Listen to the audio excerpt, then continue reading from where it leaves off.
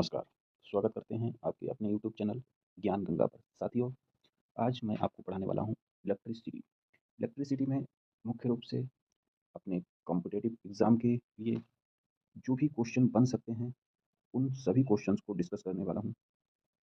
सभी लोग ध्यान से सुनेंगे और इस वीडियो को अगर अच्छी लगे तो प्लीज़ लाइक भी कीजिएगा। साथियों, शुरू करते हैं। चलिए, सबसे पहले बात जब इलेक्ट्रिसिटी की आती है, तो इसमें आ जाता है कि इसके पैरामीटर्स क्या हैं, जिससे हम इस चैप्टर को आगे बढ़ाएँ। तो पैरामीटर्स हो जाते हैं विद्युत में सबसे मेन चीज़ होती है कि उसमें धारा धारा होती है, आई यानी कि करंट, ठीक है? करंट हो जाती है। दूसरी क्या हो जाती है? नंबर 1 धारा, जिसको आई से डिनोट करते हैं, ठीक है? नंबर 2 वोल्टेज, वोल्टेज जिसको किससे डिनोट करते हैं? वी से, या इसको विभवांतर भी कहते हैं। क्या कहते हैं? विभवांतर। अगर किन्हीं 2 जगहों के विभव का अंतर किया जाए तो इसको, जैसे यहाँ पर V1 है, यहाँ पर V2 है, तो V2 माइनस V1 ये क्या हो जाएगा? विभवांतर, विभव में अंतर, ठीक है? तीसरा है प्रतिरोध, प्रतिरोध R, ठीक है? प्रतिरोध R, और इसी से एक ओम का नियम दिया गया है, V बराबर आई आर, जहाँ V और I का ग्राफ एक सरल रेखा आता है और ये सरल रेखा जो है वो R को डिनोट करती है, ठीक है? इतना चीज़ें ये जो हो गई, और इसको अब याद कैसे करेंगे? ये धारा किस रूप में कार्य करती है, वोल्टेज किस रूप में कार्य करता है और प्रतिरोध किस रूप में कार्य करता है। साथियों, सबसे पहले तो हम ये जान लेते हैं कि धारा क्या होती है, वोल्टेज क्या होता है, ठीक है? तो बेसिकली हम इसको ही सबसे पहले तो जान लेते हैं कि धारा क्या होती है। धारा, जैसे हमने पानी की धारा सुनी है, ठीक है? पानी की धारा, वैसे ही करंट यानी कि विद्युत की धारा होती है। इसमें पानी का प्रवाह होता है, ठीक है?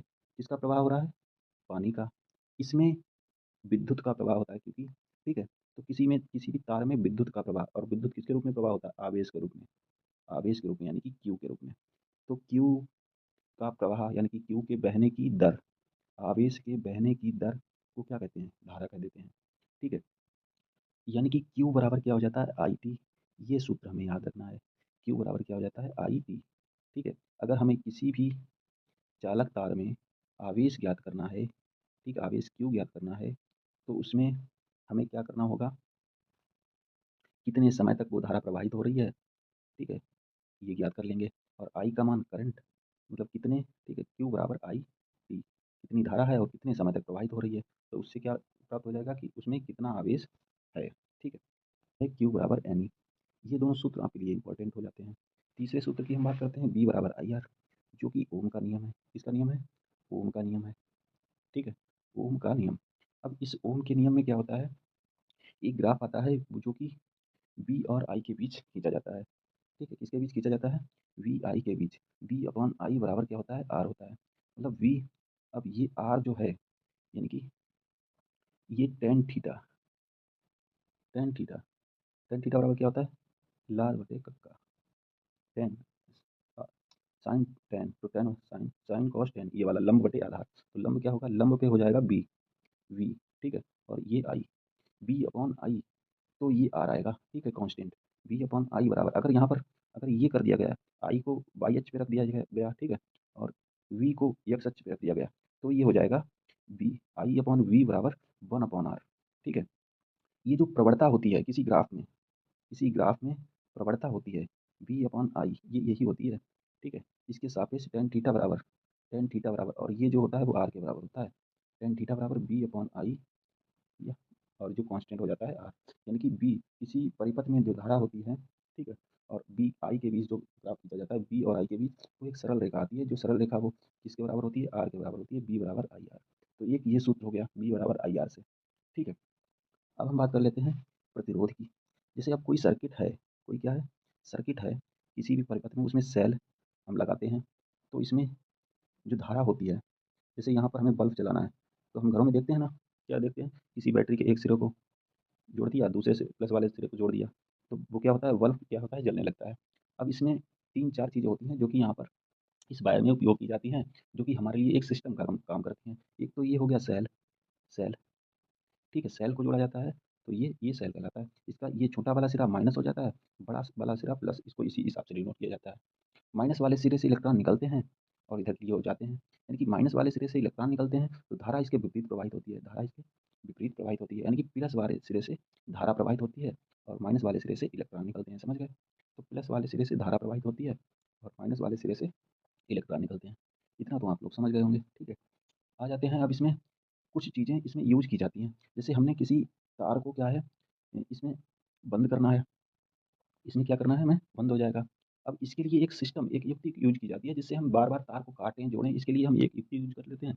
वो युक्ति होती है कुंजी के। क्या हो जाती है? कुंजी के। तो कुंजी के होती है और कुंजी के या जो आजकल हम स्विच का यूज़ करते हैं, स्विच का, जिसको हम दबाते हैं तो बंद हो जाती है धारा, यानी कि इस बार का कनेक्शन कट जाता है और जोड़ते हैं तभी बार का कनेक्शन जुड़ जाता है। तो ये तो कुंजी के हो जाती है, के कुंजी, जिसको परिपथ में सीरीज़ में जोड़ा जाता है। किसमें जोड़ा जाता है? सीरीज़ में। एक हो जाता है एमीटर। एमीटर क्या काम करता है? एमीटर इसमें धारा मापने का काम करता है। एमीटर, इसको भी श्रेणी क्रम में जोड़ा जाता है। तो क्वेश्चन यहाँ से ये बनते हैं कि एमीटर को किसमें जोड़ा जाता है? तो श्रेणी क्रम में। कुंजी को किसमें जोड़ा जाता है? श्रेणी क्रम में। दूसरा सबसे बड़ी बात हो जाती है वोल्टेज को किसमें जोड़ा जाता है? वोल्टेज को, तो विभवांतर को, वोल्टेज को समांतर क्रम में जोड़ा जाता है, क्योंकि वोल्टेज कैसे निकालते हैं? वोल्टेज निकालते हैं किसी भी दो सिरों के मध्य विभवांतर, ठीक है? तो वोल्टेज ये ऐसे निकाला जाता है। तो उसको जो अगर दो सिरों के बीच विभवांतर की तुलना करनी है तो उसको समांतर में ही जोड़ेंगे ना। तो समांतर होता है उसके समानांतर एक रेखा से जोड़कर, दूसरी रेखा में जोड़कर उसका विभव ज्ञात करना। तो किसी तार का, किसी सेल का विभवांतर ज्ञात करना उसके समांतर में जोड़ा जाता है। तो इसमें 3 चीज़ें आ गई हैं कि एमीटर को किसमें जोड़ा जाता है? एमीटर, तो उसको श्रेणी क्रम में। किसमें जोड़ा जाता है? श्रेणी क्रम में। वोल्टेज को किसमें जोड़ा जाता है? समांतर क्रम में, ठीक है। कुंजी के को किसमें जोड़ा जाता है? श्रेणी क्रम में, ठीक है। अब यहाँ पर एक फार्मूला और जाता है, आर बराबर किसी भी तार के लिए R rho L upon A, rho L upon A. इससे पहले हम बात कर लेते हैं, पहले तो हम यही बात कर लेते हैं कि ये होता क्या है आर। बी बराबर आई आर जब भी हमने बात की है, ठीक है। बी बराबर आई आर, किसी चालक तार में धारा और इसमें वोल्टेज वी और ये प्रतिरोध आर। प्रतिरोध क्या होता है? आर। इन चीज़ों की चर्चा हमें करनी है। देखिए, धारा जैसे करंट की होती है वैसे एक पानी की धारा भी होती है, ठीक है। पानी की धारा ऐसे ही है वोल्टेज की धारा, यानी कि करंट की धारा, जो कि हम विद्युत की धारा कह सकते हैं। पानी की धारा, विद्युत की धारा, ठीक है। ये विद्युत है और ये पानी है। अब बताओ पानी की धारा कब चेंज होगी, कब अधिक तेज़ी से बहेगी? जब पानी को ऊपर वाले सिरे से नीचे वाले सिरे तक डाला जाए, ठीक है। ऊपर से किसी भी सतह से डाला जाए और उसका दूसरा सिरा नीचे की ओर हो, तो पानी अधिक तेज़ी से बहेगा। मीन्स इसमें इस तरह का है कि अगर 2 सिरों के स्तर में जो है अंतर है, स्तर में क्या है? अंतर है। यहाँ पर एच ऊँचाई यानी कि 2 मीटर ऊँचाई पर है और यहाँ पर जो सिरा है वो मान लिया 1 मीटर ऊँचाई पर है। दोनों में अंतर कितना है? 1 का। तो यानी कि ये अंतर जितना ज़्यादा होगा, धारा उतनी तेज़ी से बहेगी किसी में, किसी भी सतह पर, किसी भी नहर में। या नहर मान लो ना, ये नहर है और इसमें पानी कब तेज़ी से बहेगा? जब जब क्या होगा? जब इसकी सतहें जो हैं, वो इनकी सतहों में अंतर होगा, इनके स्तर में अंतर होगा, पानी के स्तर में। पहाड़ों से बहुत तेज़ी से पानी आता है, जबकि समतल जगह पर थोड़ा कम हो जाता है उसका बहाव, ठीक है? तो ये चीज़ें समझ गए हो? धारा भी यहाँ पर स्तर का काम कौन कर रहा है? यहाँ पर वोल्टेज करेगा। अगर वोल्टेज यहाँ पर अधिक है, ठीक है, और यहाँ पर कम है, तो धारा बहुत तेज़ी से बहेगी। और अगर ये जो अंतर है, अगर ज़्यादातर बढ़ता जाएगा, तो धारा भी क्या होती जाएगी? बढ़ती जाएगी। तो यही जो प्रोसेस है, वो विद्युत में अप्लाई हो जाता है। मीन्स उच्च वोल्टेज से निम्न वोल्टेज की ओर धारा प्रवाहित होती है। क्वेश्चन यहाँ पर ये बन सकता है कि धारा किधर से किधर प्रवाहित हो सकती है? निम्न से उच्च की ओर, उच्च से उच्च वोल्टेज से निम्न की ओर, ठीक है? तो इसमें बेसिकली या समान वोल्टेज में धारा प्रवाहित होती है। तो ये चीज़ें हैं, साम्यावस्था में धारा प्रवाहित होती है। तो इसका कौन-सा क्वेश्चन लगाएँगे? कौन-सा आंसर लगाएँगे, टिक करेंगे? उच्च वोल्टेज से निम्न वोल्टेज की ओर धारा प्रवाहित होती है। कि कहाँ से प्रवाहित होती है? उच्च वोल्टेज से निम्न वोल्टेज की ओर, ठीक है? तो ये सबसे बड़ी बात हो गई कि जो धारा है, मान लिया ये सेल है, यहाँ पर माइनस चार्ज है, यहाँ पर प्लस चार्ज है, ठीक है? ये R है, इसको जोड़ा गया, ठीक है? और यहाँ पर ये धारा किधर से? इधर से जाएगी, ठीक है? I धारा इधर से आ रही है। इसमें वोल्टेज अगर ये किसमें जोड़ा जाता है? मान लिया 2 जगहों का वोल्टेज निकालना है तो भी इसमें समांतर में जोड़ेंगे। करंट जो एमीटर जोड़ना है वो सीरीज़ में जोड़ेंगे, ठीक है? ये चीज़ें याद होती चलेंगी तो अच्छा रहेगा। तो यही बात है कि यहाँ पर वोल्टेज का अंतर होता है, तब धारा प्रवाहित होती है। अगर वोल्टेज यहाँ पर ये वोल्टेज आया किसके कारण है? ये आया है ये सेल के कारण। इस सेल ने वोल्टेज को क्रिएट किया है। तो ये जो भी वोल्टेज आएगा, वो हम क्या कहेंगे कि इस सेल का वोल्टेज है, ठीक है? किसका वोल्टेज है? सेल का वोल्टेज है। ये जब भी धारा प्रवाहित होती है, ये सेल जो है बिचपहिए का काम करता है यहाँ पर, ठीक है? तो ये धारा प्रवाहित करने के लिए महत्वपूर्ण भूमिका निभाता है सेल। इस सेल में और अधिक वोल्ट बैटरी जो है वो जोड़ दी जाए, कई सारे वोल्टेज जोड़ दिए जाएँ, तो क्या हो जाएगा? इसमें वोल्टेज बढ़ता जाएगा और वोल्टेज बढ़ेगा तो धारा और तेज़ी से प्रवाहित होती है।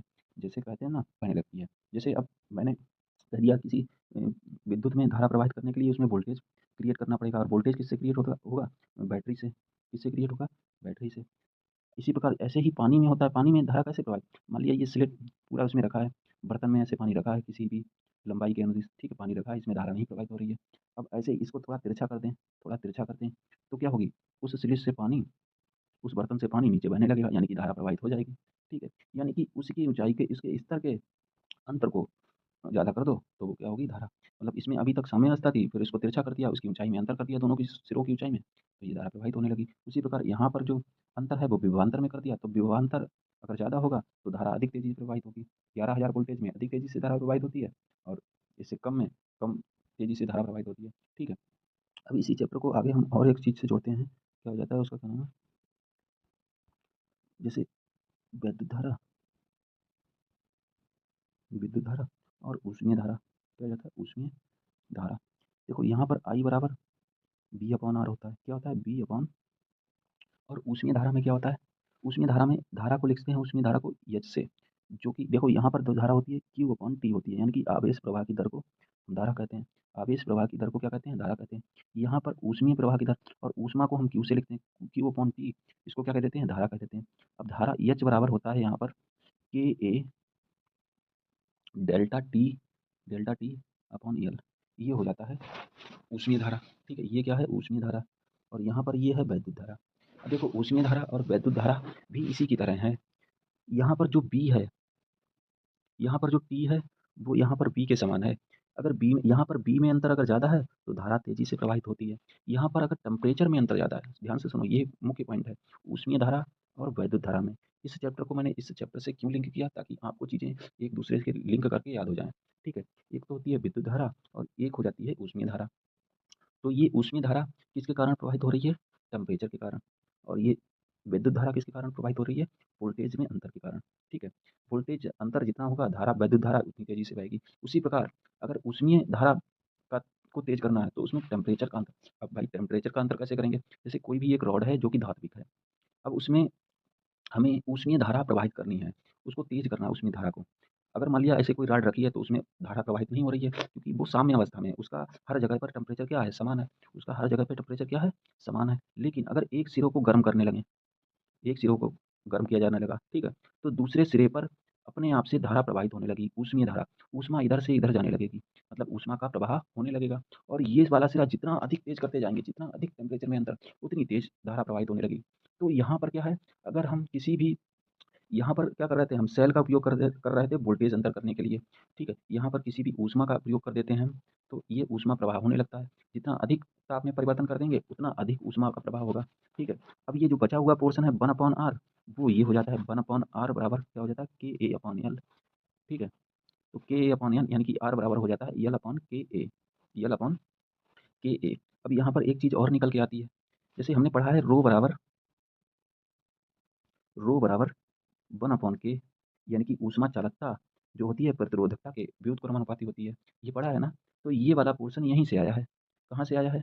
देखो सूत्र होता है R बराबर रो L/A, R बराबर रो L/A। और हमने अभी पढ़ा था कि जो उस ये तो हो गया विद्युत में प्रतिरोध, प्रतिरोध, विद्युत प्रतिरोध, ठीक है? विद्युत प्रतिरोध। और एक आ जाता है ऊष्मीय प्रतिरोध। ऊष्मीय प्रतिरोध क्या होता है? अभी मैंने निकाला था R बराबर L/KA, ये हो गया ऊष्मीय प्रतिरोध, ऊष्मीय प्रतिरोध, ठीक है? ऊष्मीय प्रतिरोध इसको भी R से लिख सकते हैं, हमें याद रखना है कि ये ऊष्मीय प्रतिरोध है, ठीक है? तो यहाँ से देखो L/A, लेकिन रो की जगह पे क्या है? 1/K, ठीक है? L बराबर 1 रो बराबर एल अपॉन के। अब देखो ये दोनों चीज़ें हैं किसी बॉडी के लिए विद्युत चालकता, विद्युत चालकता या विद्युत प्रतिरोधकता। ये क्या है? विद्युत प्रतिरोधकता और किसी भी धातु के लिए चालकता, ये दोनों ही उसके धातु की प्रकृति यानी कि पदार्थ की प्रकृति पर निर्भर करते हैं। धातु हो अधातु हो, वो उसकी प्रकृति पर निर्भर करते हैं। के का मान जितना अधिक होगा उसकी चालकता उतनी ही अधिक होगी, ठीक है? और रो का मान जितना अधिक होगा उसकी प्रतिरोधकता उतनी अधिक होगी। तो ये चीज़ें हो जाती हैं और इसमें चीज़ों से क्वेश्चन भी पूछे जाते हैं, ठीक है? इसके बाद हम कुछ और अच्छा इसी विद्युत प्रतिरोध से रिलेटेड आर बराबर रो एल अपॉन ए, इससे रिलेटेड कुछ क्वेश्चन करा देते हैं। क्या आते हैं? इससे क्वेश्चन पूछे जाते हैं। जैसे कोई रॉड है, ठीक है? मान लिया इसका प्रतिरोध आर है और ये प्रतिरोध किसी रॉड का क्रॉस सेक्शन एरिया है ए और इसकी लंबाई है एल। अब इसको क्या है, इसमें से धारा प्रवाहित होनी है। तो धारा जो है वो लंबाई के, अगर लंबाई बढ़ेगी तो प्रतिरोध क्या होगा? बढ़ेगा। और क्षेत्रफल अगर बढ़ेगा, क्षेत्रफल मतलब ये क्रॉस सेक्शन एरिया, ये क्रॉस सेक्शन एरिया अगर बढ़ेगा तो प्रतिरोध घटेगा। अब देखो इस प्रतिरोध मीन्स रुकावट। अब इसको हम पानी से ही समझते हैं, पानी, और ये कोई है पाइप। देखो अगर इस पाइप को बहुत ज़्यादा लंबा कर दिया जाए तो पानी अगर इसमें से बह रहा है तो उसको रोकने लगेगा अगर ज़्यादा लंबा करते जाएंगे, ठीक है? तो इस सूत्र से देख लो यल अगर लंबाई में, तो रो तो ये कांस्टेंट है, ये तो किसी भी पदार्थ का एक प्रतिरोध है ही, उस तो वो तो शुरू से रहेगा, ठीक है?